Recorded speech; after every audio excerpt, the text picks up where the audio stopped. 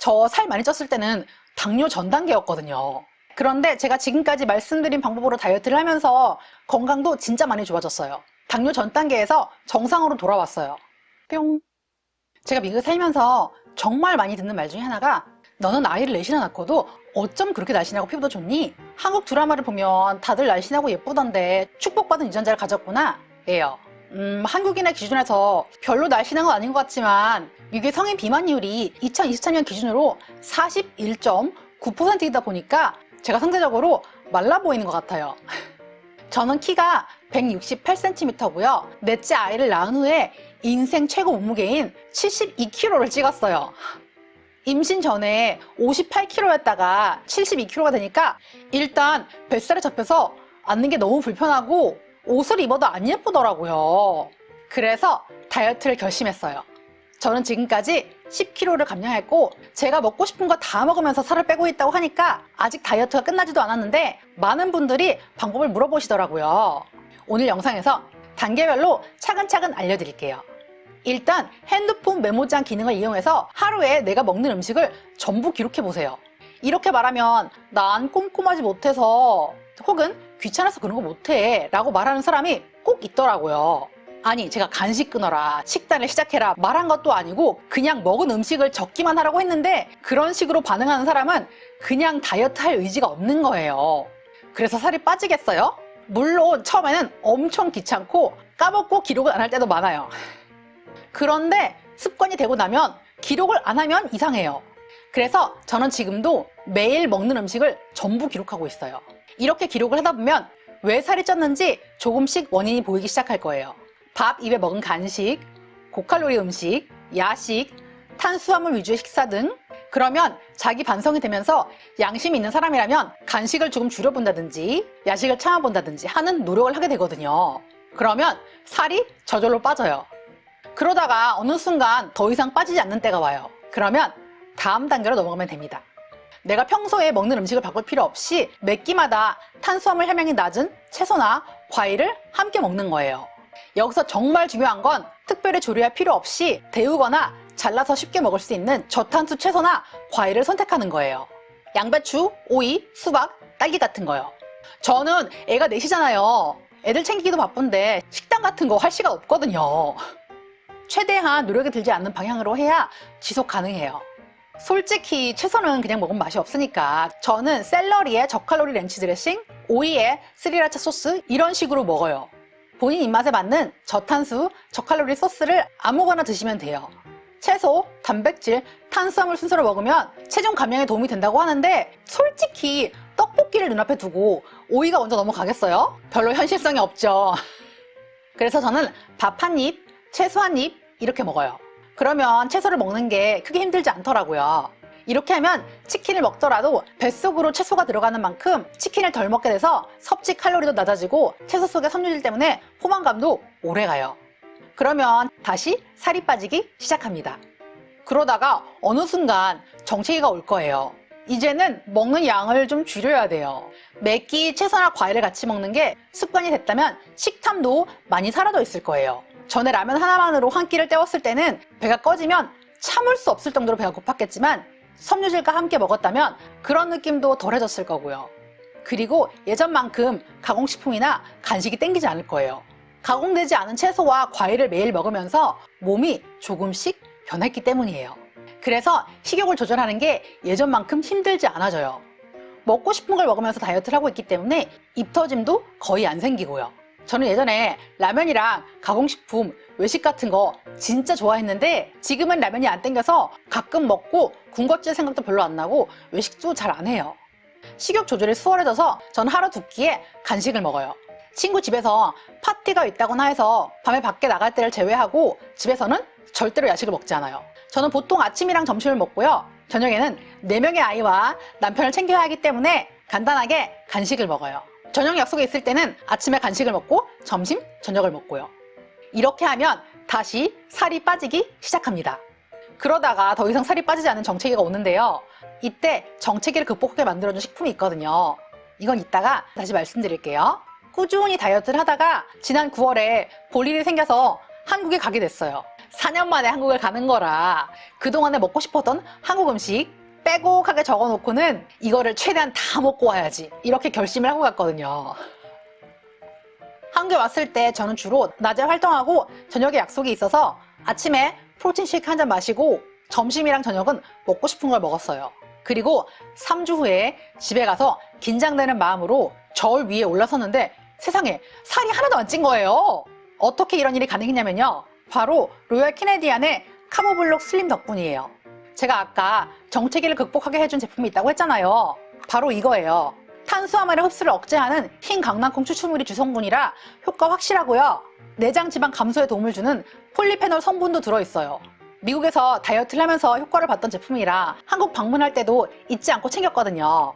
탄수화물이 많은 음식을 먹기 전에 카보블록 한 알과 종이컵으로 물 한 컵 정도를 마시고 식사를 하면 돼요.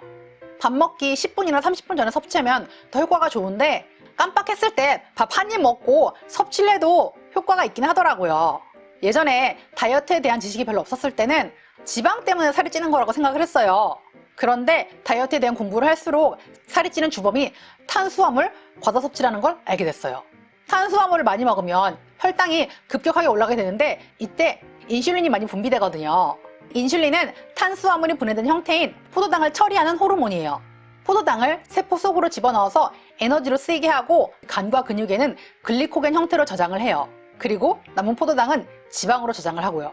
탄수화물을 많이 먹으면 인슐린이 열심히 일을 해서 남은 포도당이 우리 몸에 지방으로 쌓이겠죠. 탄수화물이 필수 영양소라서 먹어줘야 되긴 하는데 적당히 먹어야 되는 거예요. 근데 살다 보면은 그게 마음처럼 쉽냐고요. 떡볶이, 케이크, 빵 등 탄수화물이 많이 들어있는 음식이 얼마나 맛있는데요. 그쵸? 다이어트 한다고 이런 거 참으면 입 터지면 온단 말이에요. 한 번쯤 경험하셨죠? 그런데 카보블록 슬림이랑 같이 먹으면 탄수화물 커팅 효과가 있기 때문에 살이 상대적으로 덜 쪄요. 안 찐다는 게 아닙니다. 카보블록 슬림 섭취했다고 허리띠 풀고 막 먹으면 말짱 도루묵이에요. 그러니까 탄수화물이 들어간 음식을 맛있게 적당히 드시면 돼요. 탄수화물을 줄여야 다이어트를 성공적으로 할 수 있다는 걸 알고 난 후에 아침에는 탄수화물이 들어간 일반식 한 끼, 점심 때는 저탄수식을 하고 있어요. 저탄수식이면 뭘 먹어야 되지? 라고 생각하실 수 있는데 유튜브 쇼츠, 인스타그램 릴스 이런데 레시피가 엄청 많으니까 찾아보시고 쉬운 걸로 따라하면 돼요. 저는 호박 썰어서 소금 후추 살짝 뿌린 다음에 토마토 소스 바르고 슈레드 치즈 뿌려서 오븐에 구운 거나 참고로 이거 진짜 맛있어요.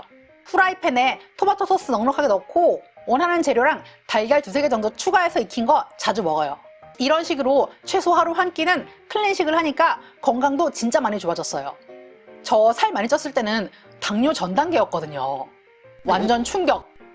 의사 선생님이 탄수화물 덜 먹어야 된다고 했는데 그게 말이 쉽지 실천이 안 되더라고요. 그런데 제가 지금까지 말씀드린 방법으로 다이어트를 하면서 건강 상태도 당뇨 전 단계에서 정상으로 돌아왔어요. 저는 평소에 헬스장에 다니면서 꾸준히 운동도 해요. HIIT 트레이닝, High Intensity Training 이라고 해서 짧은 시간에 빡세게 하는 운동 그런 거 하고요. 한국에 있는 동안에는 여행자 모드로 다니느라고 하루에 3-4시간 정도 걸었어요. 미국 사람들이 한국인은 친구를 만나면 밥 먹고 후식으로 달달한 음료에 디저트까지 먹는데 어쩜 그렇게 날씬하냐고 신기해한다고 하더라고요. 이게 바로 쉽게 걸어다닐 수 있는 환경, 그리고 잘 갖춰진 대중교통 때문이 아닌가 싶어요. 지하철만 타도 계단을 오르락 내리락 하고 환승하면서 은근 많이 걷게 되잖아요. 미국 사람들은 진짜 안 걷거든요. 뉴욕같이 대도시가 잘 갖춰진 데가 아니면 웬만하면 운전을 하기 때문에 걸을 일이 별로 없어요. 그리고 도로에 가게들이 줄지어 서 있다고 하더라도 인도조차 없는 곳이 많아요. 그래서 걷고 싶어도 걷기가 힘들더라고요. 밥을 먹은 후에 몸을 움직이면 혈당이 완만하게 올라서 인슐린이 덜 나오기 때문에 다이어트에 도움이 돼요. 밥을 먹고 철푸덕 앉지 마시고 몸을 움직이세요. 운동할 시간이 없다고요? 그러면 유튜브에서 10분 전신 운동으로 검색해서 조회수가 많은 거 아무거나 골라서 한 번씩 해보세요. 에게 10분이라고 생각할 수 있지만 땀나고 숨차다니까요. 근데 이렇게 말해도 사람들이 안 하더라고요. 1시간 운동하라고 한 것도 아니고 10분인데 이 정도도 못하겠다면 그냥 다이어트를 할 의지가 없는 거죠. 아무튼 로얄 캐네디안의 카보블록 슬림과 걷기의 힘으로 저는 한국에 있는 동안 하나도 살이 찌지 않았어요. 다이어트를 하고 싶지만 탄수화물이 너무 맛있어서 줄이기 힘든 분께 강력 추천해요. 이 광고하기 전에도 주변 사람들한테 추천하고 다녔어요. 그리고 여성 호르몬의 불균형이 생기면 다이어트가 더 힘들어지는 거 아시죠? 그래서 저는 로얄 캐네디언의 여성 호르몬 밸런서인 파이토젠도 함께 먹고 있어요. 이거는 수많은 분들이 효과를 본 정말 유명한 제품이죠. 로얄 캐네디언에서 특허를 받은 대표 오리지널 제품이기도 해요. 파이토젠은 특히 생리불순에 효과가 좋아요. 아이 넷을 낳고 40대가 되니까 슬슬 생리불순이 와서 고민이었거든요. 근데 진짜 효과 있어요. 그래서 제가 매일 아침 잊지 않고 꼭 챙기는 영양제이기도 해요. 생리 전 증후군이 심하거나 생리가 불규칙한 분들께 추천드려요. 20대부터 60대 여성분까지 두루두루 섭취할 수 있는 영양제예요. 오메가3랑 파이토젠이 한 알에 들은 파이토젠 아히 콤보도 있어요. 이렇게 캡슐 안에 반반씩 들어있거든요. 저는 평소에 오메가3를 섭취하고 있는데 이건 한방 해결되니까 정말 간편하고 좋더라고요. 저희 남편은 파이토젠 맨을 복용하고 있어요. 확실히 차이를 느낀대요. 무슨 차이가 있냐고 물어봤더니 밤에 제가 더 예뻐 보인다고 합니다. 정력에 좋다는 장어 같은 거 말고 그냥 파이토젠 맨을 드세요. 파이토젠 맨에는 남성의 갱년기 증상을 완화해주는 성분이 들어있어서 혈액순환, 성기능, 우울증 개선에 효과가 있어요. 마침 제품이 똑 떨어졌는데 빈통 어디냐고 물어보니까 버렸대요. 헐. 또 주문해줄까? 라고 물어봤더니 한치의 망설임도 없이 응! 이라고 하더라고요. 오늘 소개한 로얄 캐네디언 제품은 전부 캐나다 청정 지역에서 생산한 깨끗한 원료만을 담은 제품이라서 믿고 먹을 수 있어요. 그리고 제가 진짜 채널 구독자분들을 위한 특별 이벤트도 가져왔어요. 고정 댓글에 적어드린 링크 타고 가시면 지금까지 어디에서도 볼 수 없었던 가격으로 파이토젠, 파이토젠맨, 아이콤보, 카보블록을 구입하실 수 있어요. 담당자님한테 졸라서 마련한 기회니까 이때 쟁여두세요. 아, 그리고 구독자 증정 이벤트도 있거든요. 나만의 다이어트 꿀팁을 댓글로 공유해주시면 5분을 추천해서 일반 오메가3보다 흡수율이 높은 로얄 캐네디언의 프리미엄 RTG 오메가3를 드릴게요. 이벤트 기간은 더보기란을 참고해주시고요. 많이 참여해주세요. 저 아직 다이어트 안 끝났다고 말씀드렸죠? 우리 같이 건강하게 다이어트해요. 화이팅!